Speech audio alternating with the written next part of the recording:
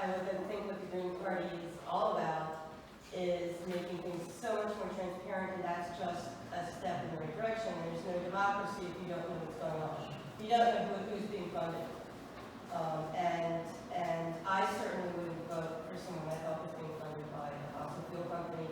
And honestly, given their past, I don't trust if they say they're moving in a different direction because, they probably just in the past. And, fool me once, blah, blah, blah. The other thing I wanted to ask is there, I think one of the things that needs to be done, and I have this issue with when I'm looking at who's putting my donations towards. And it's a quandary because you have to put a lot of effort into getting funded.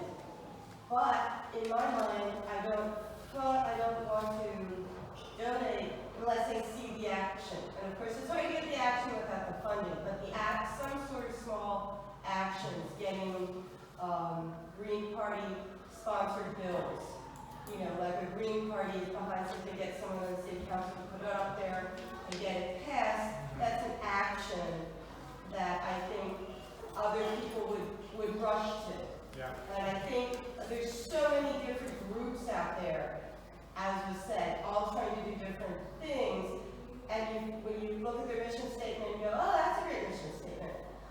But, being the party that did this, not only would help mobilize people to the Green Party, but I think it would help mobilize people to thinking, oh, action can be done. Sure. I'll get involved because, it's like it's the ball rolling. Yeah, I think that's a really important point. Andy is taking the stack or the order of questions. So I think that's a question about efficacy and wanting to see some results before giving more of your donations to us. So Amy will do a good fundraising pitch at the end of this. But I just want to give two quick examples of how we have been effective here in Baltimore and in Maryland. So one is, we do have an elected official on the Resident Advisory Board of Baltimore City that advises HUD, Housing and Urban Development, and Baltimore Housing. And just electing one person as representative chambers from Douglas Homes has totally changed the transparency of those meetings, or lack of transparency of those meetings. The board had been rubber stamping Ben Carson and Secretary Castro's really regressive privatization of public housing, and now at least they have to have a private meeting before the meeting if they want to do that. So that's a really clear impact. And another super important thing was the debate last General Assembly session between 50% and 100% renewable energies. And so very few people were talking about 100%. 50% is getting a lot of traction, and Andy and Glenn Ross introduced an op-ed calling for 100% renewable energies. And at the time we said, oh, well, we don't know if we had an impact. And then a real insider said after Governor Hogan let the bill become law without his signature for 50%, Hogan said something about 50% being insufficient. And he's maybe planning to flank the Democrats like he did on the fracking ban. He may be planning to do that again. And the insider said, well, I guess he read Andy and Glenn's op-ed. So I think those are, you have to look kind of between the lines a little bit until the point where we're electing legislators. But the impact is happening there, so please invest in us to keep that going. I think it was Samuel next. Penny, do you have a quick direct reply on that? How many people know that? I mean, that's the sort of thing that. Yeah, that's good. Yeah, I mean, it's nice that you know. Right. But to attract donors and to attract people to join, people need to know that. Yeah. That needs to be. It's a matter of marketing yourself so that you are the party of doing things. Because clearly, we haven't gotten very far with Democrats in office in Baltimore. And so real quick reply to that, a couple weeks ago, the Maryland Green Party hired a young man who had been volunteering for us to do some of our communications work. And he's going to be gathering stories like this as part of a campaign to be able to talk about what we're doing and what we have done. we need to tell that story. We just hired somebody for a couple of hours a week to tell that story. And when we talk about fundraising a bit later, we're going to talk about extending his hours and extending his job so we can tell more of those stories. So I hear you on that. Samuel, you're next. Yes, two quick questions. One is, will the Green Party support and endorse our effort to create a regional transportation authority as a first step toward completing the Red Line Light Rail project, which, as you know, joins issues of public health, environmental protection, climate crisis, as well as transportation equity, racial equity in transportation, employability. These are 10,000 jobs we're talking about. So there's the health of the economy, regional economy, of course, and it's bifurcated now that the government has canceled the red line and permitted the purple line to continue. Second question is this. Many of you, or some of you, and we'll talk about it further in greater detail, but the Transportation and Climate Initiative is a total farce. There is no way, even in the dreams of the people who think that it is worthwhile, that the private sector and the market forces are going to resolve the issue of emissions. Okay, so we're not endorsing it. We're challenging them to do at least fundamental, concrete, two things at least. One, a transit equity analysis over the entire state. Two, mapping the pollution so that they know what communities and where the investment should be made. If they have not done that, that's always a sign that they don't intend to make the investment. Where you're going to put the money, if you haven't decided where you're going to put the money and how you're going to determine that, then you're not planning to put the money in. So I'll take these. First off, we can't speak for the Green Party, but we can definitely bring it to the Green Party to endorse that specific policy. We're just elected leaders. We don't get to decide what endorsements are. So we will take the Regional Transit Authority to the state party and ask them to endorse it. And I will get some information from you before we do that. And then I'll let you know if we do endorse it. As you know, during my campaign last year, I definitely endorsed it personally. I spoke about it, and I talked to a lot of people, both in the district about it, but also I talked to some Howard County and Baltimore County oncoming council members about it, and they have interest in it too.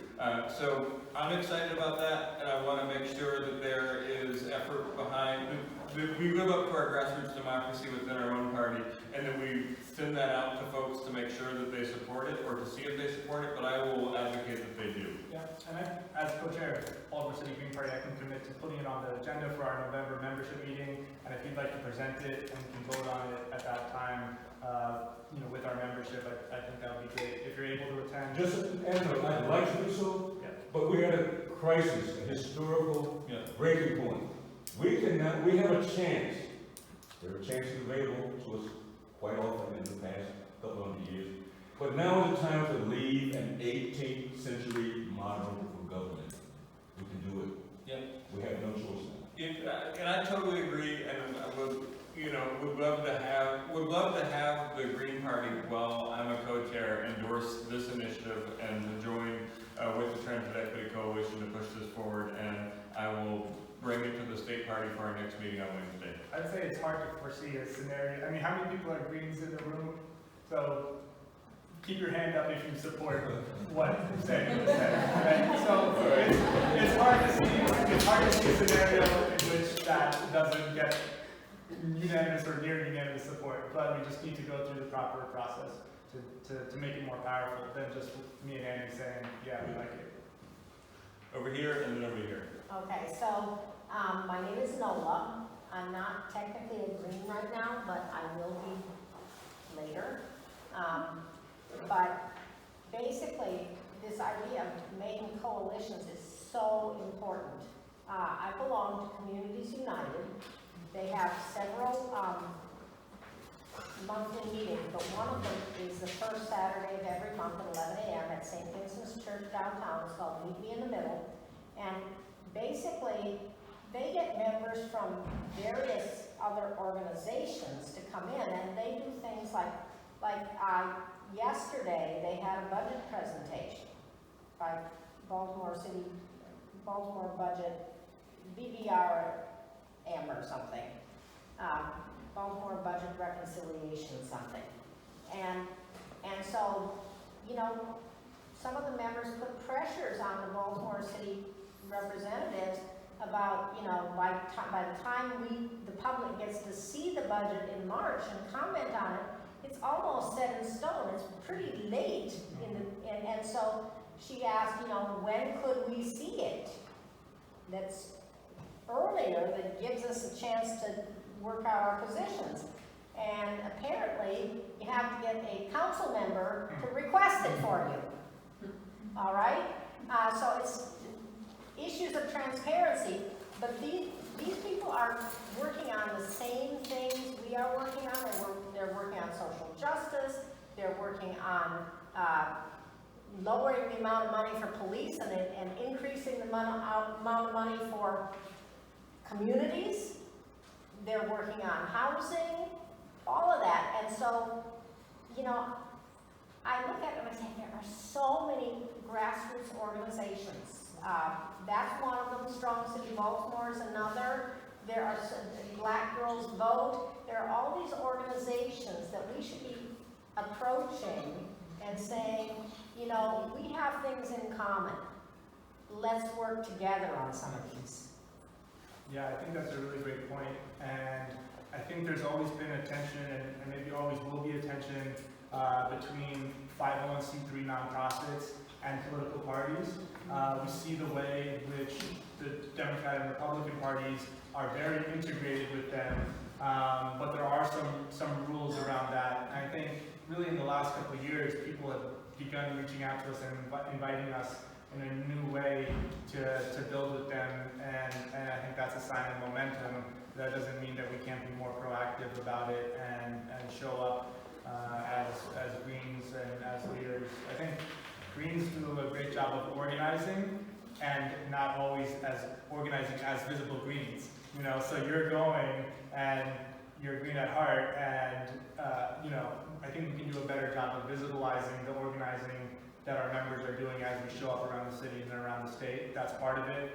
Part of it is also leadership, reaching out to leadership of organizations and making those connections there.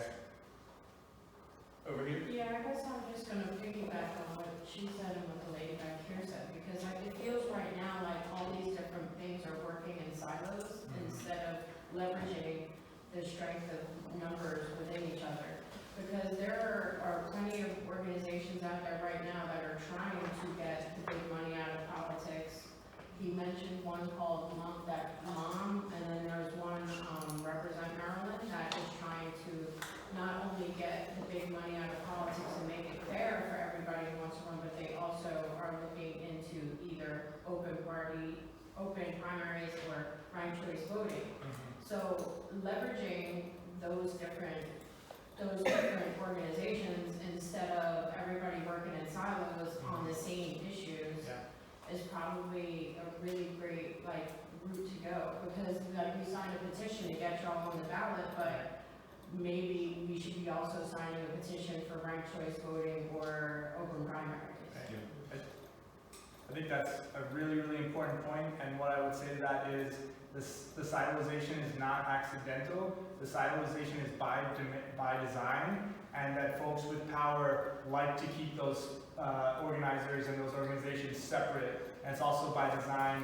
The United States is kind of unique in that there's this whole economy of advocacy organizations, and in other countries there's labor unions, and there's faith-based organizations, and there's people's group, neighborhood groups, but there are political parties which represent different ideologies within those groups. And in the United States, all of the energy is captured within the two parties, and they don't have representation. And so they want to keep it that way. They want to keep it siloized, and we need to break through those silos. And one of the ways we do it is by expanding and growing the power of the Green Party, which in some ways would make those silos obsolete, because we don't need to be pushed to do the right thing. we have a core set of values which informs everything we do, and we're going to stick to it as we grow more and more powerful. So yes, we need to break through the silos. Yes, we need to do more, and it's by design that those silos exist. Yeah, and I would say that there's 2 points that I would make on that. One is, in 2016 and 2018, we had some electoral breakthroughs with some of those organizations where we got union endorsements and we got some endorsements for some of our candidates by environmental organizations and women's organizations and local races. So I think that on the electoral level, we've done a good job over the last 4 years of building into new territory that we hadn't been in before. But on the organizing level, we really need to make sure that that as Greens, we are being visible, as Owen says, when we're organizing with other organizations. And I think sometimes we're reluctant to talk about the Green Party in other people's spaces because it feels like bringing politics into 501c3 organizing. And I think that people who are Greens, and not just people who are elected leaders within the party, have to be willing to talk about the Green Party in those spaces. And one thing that I've found is that I often get invited to talk about the Green Party if I'm in those spaces because that's how people know me. And so, I do find that there is space for that, but it absolutely has to be part of the 10-year plan, is to build a coalition of all of the people who are fighting for the same thing so that the victories that each of us get can be hints for the future that we all want. And working together on that has to be one of the things that we overcome as we try to build a vision from a 2020 vision to a 2030 vision. So I definitely agree with you. The public needs to be spoon-fed stuff, because that's just the nature of how people are. Yep. And if there's something like this just kind of abstract and they don't know, they don't feel comfortable backing it. Yep. So, I mean, that's why knocking on doors and talking to people and engaging with people is so important, and which is why some progressive members broke through in the 2018 election, because they went and talked to people and explained stuff and broke it down in bite-sized pieces. Because people here in Baltimore especially, they do name recognition voting, or they don't bother to go out at all. Yeah, and so Andy's going to make a fundraising pitch later, and he's also going to make an organizing pitch later. So he and I and some other, Marie and some other folks, Kim, Bill, have been going to, we've been door knocking in strategic neighborhoods and districts, and we've been going to farmers markets and other events. And so if you want to get involved in that work, we really need as many people hands on deck as possible. But we're doing that, and we need to scale it up.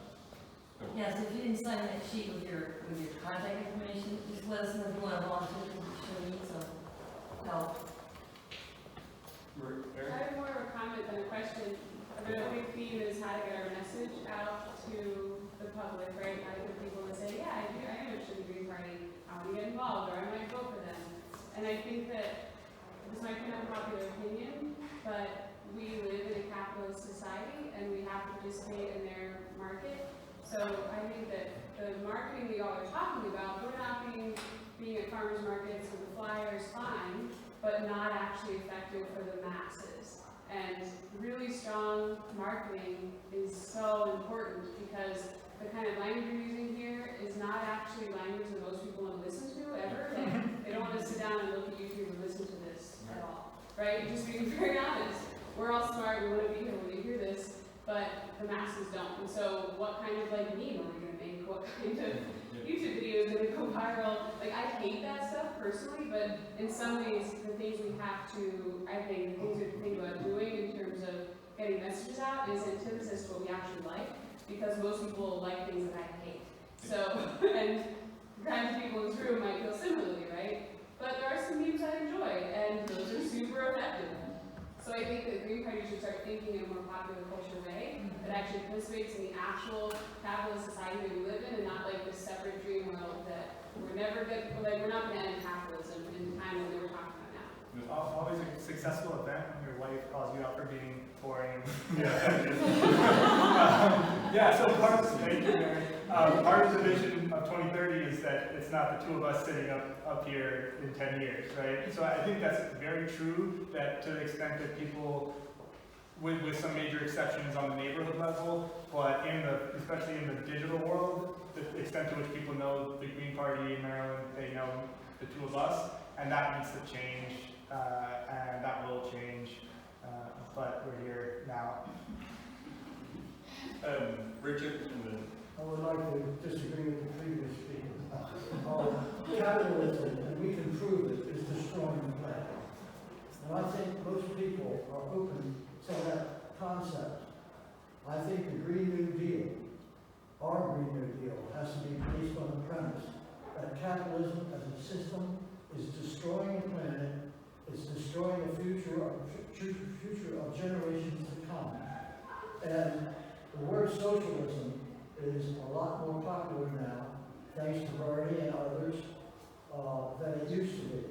So I think people are so frustrated with the way things are happening now, they're open to new ideas. And we can prove that the capitalist system is destroying the planet and the future generations. I agree with that. Yep, preaching to the choir, she's the rabbit, one of the couple, so, let's keep it moving. all right. So I wanted to tie in some of what's being said about kind of working across coalitions and making sure to leverage things that already exist, and also come back to framework 2 and kind of pose this question of and also expand beyond framework 2, like can the environmental justice be more overarching, like changing and doing reparations for lead poisoning is certainly important, should be part of it, but so there should be this, like the same weight for like air pollution from Wheelwright and other sources, sewage backups, and there's so many organizations that have worked on these things, like United Workers, Clean Water Action, Communities United, like the transit piece should be a part of that too, like just like connecting all those things. And like I know you put out a thing on Facebook like getting ideas for the Green New Deal. It doesn't have to be you in isolation, like just like bringing all those pieces together so it is overarching, already leveraging what's happening on the ground, because there are so many folks that like have hashed out policies that are progressive and have been pushing for those things. So just like finding ways to tie all that stuff together. Yeah, I agree. Back here and then Nola again. Just to piggyback off of what you were saying, so I work with United Workers and, we're trying to put together a zero waste plan, so we can get rid of the Wheelwright. Because that's the, so how do we, I do wonder, like, kind of silage, I know it's by design, but okay. But we still need to get our shit together and get our asses in a room together and figure out how to put all the kind of disparate work that we're all doing into a kind of broader plan for a Green New Deal, and then figure out how to build the political pressure to actually make that happen. And I believe that the Green Party is part of that, but we also have to work with people we have and figure out how to push them. Because a good idea is nothing without a strategy. And so, I think more strategizing can happen.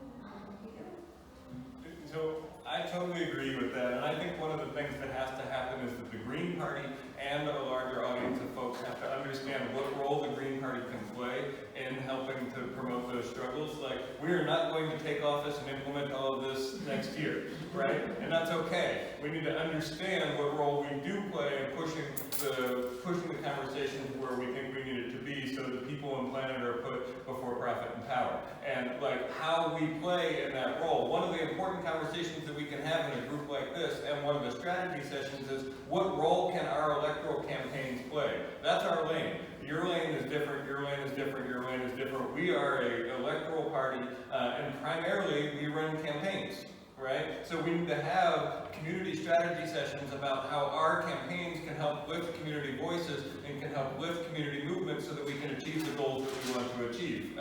Absent us winning all the seats in the General Assembly, which would be lovely, but I'm not planning on it, right? So I think that I hear that exactly, the strategic question about what role we play as the Green Party in an electoral system that is designed to have two parties is an essential thing for us to answer if we're going to go forward trying to build new left power in Baltimore, Maryland, and beyond. Yeah. So. I really appreciate the last two comments, and I would just say that I can't speak for Andy, but my favorite part of my full-time unpaid job as co-chair of the Baltimore City Green Party is when community members, community leaders, and community groups use me to scare the Democrats to do something. That's my favorite. When that happens, and it happened just a couple weeks ago, it makes me so happy, because please use us to get them to do stuff. Right? Right now, that's where we are. In the future, and in other cities around the country, like Minneapolis and elsewhere, Greens are in power and can introduce your bill without you having to beg them. But here, we're not quite there yet. But what we can do is scare them and turn up the heat to get them to do the right thing. Here, and then Noah, I'll come back to you, okay? You already asked one, so I want to give him a chance. Okay? My name is Bob Moore. I guess a couple things. I think that obviously everyone in this room is aware of how the fossil fuel companies fund both the Democrats and the Republicans, but I still think at large, this is an issue that the society as a whole doesn't understand complicity. And what I think has been effective at the national level with organizations like Sunrise, they literally have made very easy, interpretable infographics that show, here's politician X, here's the money it's taken, and here's the consequence that it's had on the environment. I think that can be replicated here at the local level. Also, at the local level, one of the most brilliant things I've seen lately in the fighting against climate change was it was nationwide, but they did it in Baltimore as well, was the student strike. And what I thought was really effective, organizations like The Real News were interviewing youth. And I think that's why Sunrise has caught movement, is part of why, is because how can the media not cover a clear struggle between the youth, our future generations, and older people in power? And I think it puts people in power, on a back foot, it puts them on the defense, and I think we have to leverage youth being the face of this, because ultimately it's going to put more pressure on elected officials. Yes. Yeah. So I guess how do we make youth more present? Because I think ultimately they're going to have more influence on mainstream media and getting traction with this type of pressure, in my opinion. Yeah. Oh, raise your hand if you're under 35. Raise your hand if you know people who are under 35. So let's get those voices. We just hired this part-time communications person. Let's get those voices out, and let's make some infographics. And the part-time communications person is 22. Yeah. Also, the other thing is at the national level, when the Democratic Party did their primary, Sunrise did the No Fossil Fuel Pledge, and it was led by youth. I think that's something that easily can be replicated here, and it puts Democrats in a real bind when a 16-year-old is going up to them and asking them publicly in front of cameras to sign this. And one thing I will say about that is it can uniquely happen here because we are a one-party system in Baltimore City. We're not even a two-party system, right? And our taxpayer dollars pay for 2 elections, and only one of them matters right now. And if we can allow that second one to matter, if we can allow the general election, I know it's Baltimore, we're not supposed to talk about that, but if we can allow the general election to matter and we can have there be a discussion between center or center-left Democrats and left and eco-socialist young people who are pushing for there to be a better world, that discussion by itself is productive. And that discussion happens when people give legitimacy to it. That discussion doesn't happen because Joshua Harris got 13, or because Joshua Harris got 10%. That discussion happens because people who are not Green Party members say that they're willing to look at a general election and they're willing to discuss an actual contested democracy that is as it's supposed to happen. So I think that we have a real opportunity to do it here because there's no fear of Trump. We don't have to take that argument on in Baltimore City. We can have an argument. But she was already the mayor. What? She was already the mayor. Yeah. Hughes Trump as far as I'm concerned. Sure, and I mean, I think we can frame that as a question, like, we have an opportunity here to do something. Baltimore, I think, a lot of times does things that break through molds and changes systems of power and systems of structure across the country. And I think that if, over the next couple of years and couple of cycles, we can have that happen here in this deep blue city, then that opportunity exists to empower young people to have a role in the election, especially if they get to start voting when they're 16. So, and Noah, and then, is there anybody else who hasn't asked a question before? I think we can keep the conversation going. I know a lot of folks have good work to go out and do too. So, anyone else who hasn't asked a question yet after Noah? No? Okay. Go ahead, Last Okay. question. So to your point, was it Richard? Bobby. Bob. And Richard and okay. So I think that you all have something that you're saying in common, and that is that we need to actually address the young people, the millennials, the 20-somethings, in a way that reaches them. And I think that the memes and the communication on Facebook and things like that, Twitter, I think that's a very potentially good way to reach them. I will say that there's a young man, like 24, 25 years old, that I work with, and he has no interest in politics. He just doesn't see the point. He doesn't think it has anything to do with his life. And so, I've been talking with him about, the fact that you are likely to get pulled over, that you were caught up in that whole Freddie Gray thing, and that you got probation before judgment on account of it. That is all related to politics.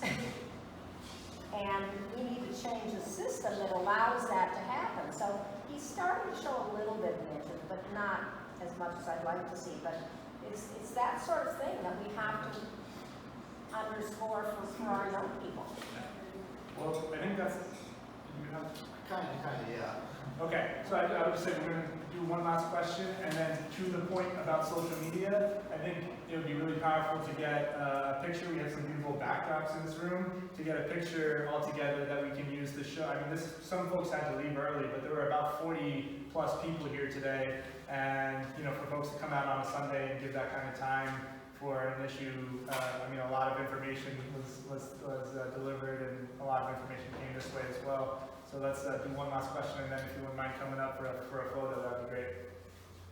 So my thought is kind of along the lines of what the Justice Democrats do, but for like the Green Party. Is there any viability in, you're reaching out to these community members, these community leaders and groups, like, are there individuals within those community groups that would be kind of viable to become Green Party candidates? And would that be like a strategy? Yeah, look in the But mirror. yes, Look in the mirror. yeah, but recruiting candidates is definitely a place where we can continue to grow. We've had some great candidates, but Bill, you want to speak to that? I just want to say one is to follow him up, and generally to the room. The way this room is set up, it's not a collective room. And I think one of the problems is that people will say, you guys go do this. And I think that we need to look in the mirror and say, I'm going to do this. And I'm going to, you want to go, you're talking to groups, you're in this group at St. Vincent, right? Nobody better than you to talk of while you're there. Yeah. And all of us are involved in different organizations, we each have to take the responsibility, not put it off on a couple people to do it somewhere else.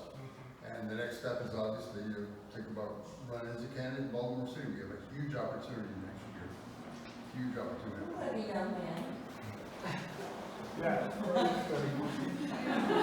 Good points, thanks. I think that's a great place to close, actually. Let me say in closing, first of all, thank you all for coming out, listening to this, and participating in this discussion. It's the first one of these we've done, and I think we've learned some lessons about how to do it. But I think the most important lesson that we've learned is that there are people eager and hungry to have conversations about what the future of our planet and our world look like. And I appreciate each of you for being part of that. The next steps for the Maryland Green Party are that we need to get on the ballot in 2020. It's one of the limitations that is put on us by the bought-and-boss Democrats and Republican parties, and we have to get 15,000 petition signatures every 4 years in order for our candidates to appear on the ballot and have that strategic role. So if you haven't signed the petition that's in the back there, please go ahead and sign that so that we can make sure that our candidates can be on the ballot next year. The second thing is that we understand a lot of the needs for organizing, for reaching people, for being in communities, and for being online. But as Darren said, this is a capitalist society, and many of the people who come to work with the Green Party and the people who most need the Green Party can't afford to do this in their free time because they're getting kicked out of their homes, or because they're working 3 jobs, or because they're doing other things. So we are fundraising so that we can have staff that is a communication staff and organizing staff for 2020. So if anybody wants to donate, we will be happy to take it. Talk to me afterwards. You can write a check. You can do it online.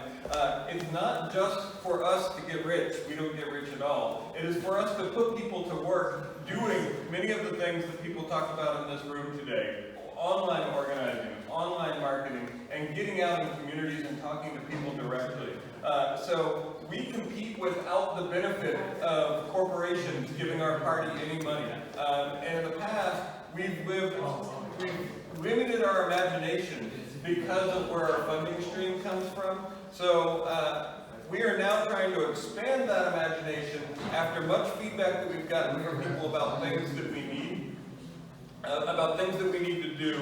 And so if you want to help us to hire the people that we already have part-time for more hours at $15 an hour, and to extend longer into the time, because all the folks that we have hired recently end at the end of this year, please see me, we'll be happy to take donations. The third thing is the conversation that we had today about the Green New Deal is the beginning of a process. We will have a formal process at the end of the year where we decide as a party to adopt this or not. So if you signed on the sign-in sheet back there, we'll let you know when that is happening so you can get involved. And the last thing I would say is grab a couple petitions if you can. And if you like what you see and you want to see these ideas go further, get 5 people who you know in the state of Maryland who are registered voters to sign the petition, and then you can mail it back in. That's it. Anywhere in Maryland, any registered voter can sign it. And so we don't like the fact that we have to do this petitioning every year. It's a burden that's imposed on us, but if we're talking about empowering each person in a grassroots way, if each one of you can grab one of those petitions on your way out and get 5 friends or neighbors to sign it, that will help us a lot. Let me end with, thank you all very much. This is great. This is also online, is that correct? You can download it online. Anybody wants? You can download the petition online, but you can't fill it out online. We send them all, so there's instructions on the petition. You send them to a guy in Montgomery County who's our organizer for it. It's on the sheet. Yeah, and then we bundle them all up like this and take them down to Annapolis and they count them. Right? So I'm going to end with thank you all very much. It's great to spend a Sunday with people who are interested in how to make and build a better world. I appreciate this. This is the start of a dialogue, and I look forward to having the next part of it with you all. Thank you. We can hang around here and socialize and talk for a little while. Oh yeah. And let's do a picture. Thank you.